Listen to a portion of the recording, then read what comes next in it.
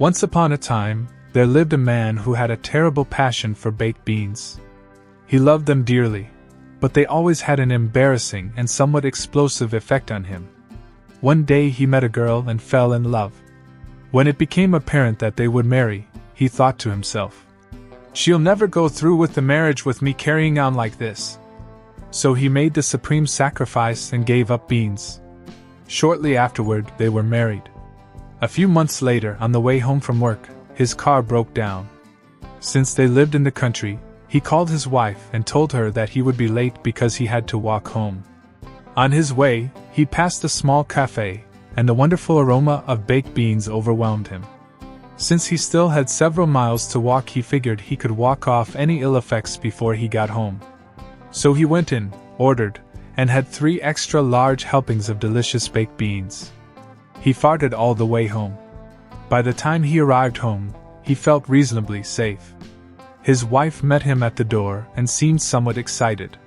She exclaimed, "Darling, I have the most wonderful surprise for you for dinner tonight." She put a blindfold on him, led him to his chair at the head of the table, and made him promise not to peek. At this point he was beginning to feel another one coming on. Just as his wife was about to remove the blindfold, the telephone rang. She again made him promise not to peek until she returned, and away she went to answer the phone. While she was gone, he seized the opportunity. He shifted his weight to one leg and let go. It was not only loud but also ripe as a rotten egg. He had a hard time breathing, so he felt for his napkin and fanned the air about him. He had just started to feel better when another urge came on. He raised his leg and RIP. It sounded like a diesel engine revving and smelled worse. To keep from gagging, he tried fanning his arms for a while, hoping the smell would dissipate. Then he got another urge. This was a real blue ribbon winner. The windows shook, the dishes on the table rattled, and a minute later the flowers on the table fell over.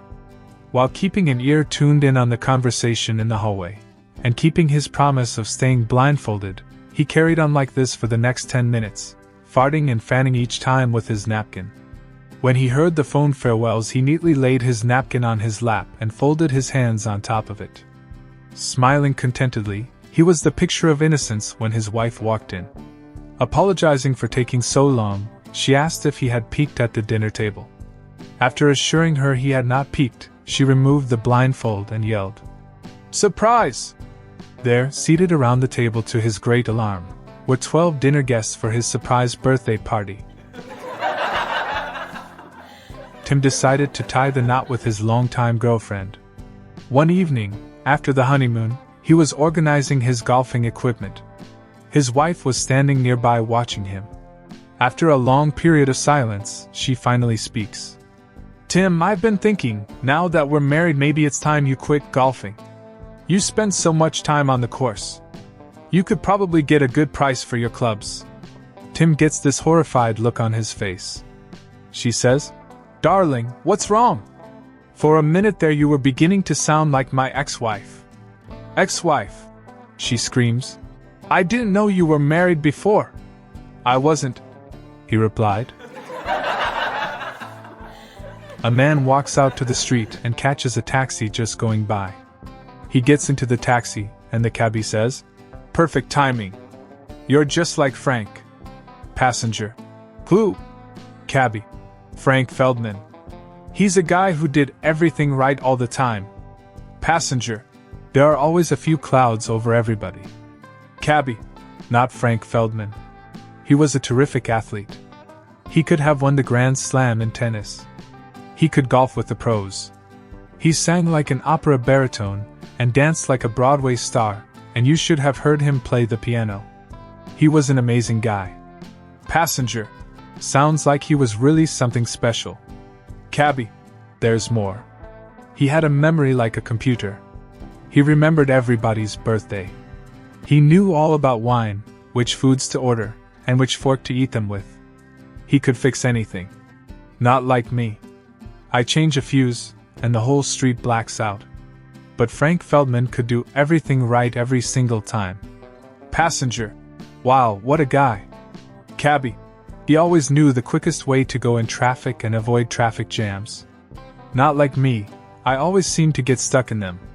But Frank never made a mistake, and he really knew how to treat a woman and make her feel good.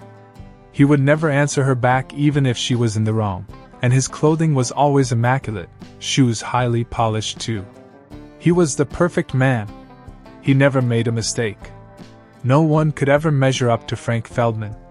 Passenger: how did you meet him? Cabbie: I never actually met Frank. He passed away and I married his wife. Once upon a time, a small boy named Jack lived in a tiny Moroccan village. All his classmates hated him for his stupidity, especially his teacher who was always yelling at him. "You are driving me crazy, Jack." One day his mother went to check out how he was doing at school, and the teacher told her honestly that her son was simply a disaster, getting very low marks, and never had she seen such a dumb boy in her whole career. The mother could not accept such feedback, and she took her son out of that school. She even shifted to another city. 25 years later, that teacher got a cardio disorder, and all the doctors have advised her to go for an open heart operation which only one surgeon could perform. Left with no other choice, she did it, and the surgery was successful. When she opened her eyes, she saw a handsome doctor smiling at her. Being under anesthesia effect, she wanted to thank him but could not talk. In turn, he was staring at her face, which started turning blue. She was raising her hand trying to tell him something but in vain, and eventually passed away. The doctor was shocked and was trying to understand what just happened, till he turned back and saw our friend Jack working as a cleaner in that hospital, who unplugged the ventilator to connect his vacuum cleaner. If you were thinking that Jack became a doctor, it is because you have been reading too many motivational forward messages. Grandpa's 100th birthday party was not a huge success. The family wheeled him in his chair out onto the lawn for a picnic. When he slowly started to lean to the right, his daughter stuffed a pillow on his right side to prop him up. A bit later, he started leaning to the left. His son straightened him up and stuffed a pillow on his left side. Soon he started tilting forward. This time his other son caught him and tied a pillow around his waist. A few minutes later, his grandson arrived. He said, "Hey, Grandpa! How's life treating you?" "Terrible," he said. "They won't let me fart." A group of politicians are flying over Italy. The mayor from Pisa exclaims, "We're flying over Pisa!" "How can you tell?" the others ask. "Look, you can see the Leaning Tower." Later, a Roman parliamentarian shouts, "We're flying over beautiful Roma." "How can you tell?" the others ask. "Look, you can see the Colosseum." After a while, the mayor of Naples cries, "At last! We're flying over Napoli." "How can you tell?" the others ask. "Look," he replied, "all your watches have been stolen."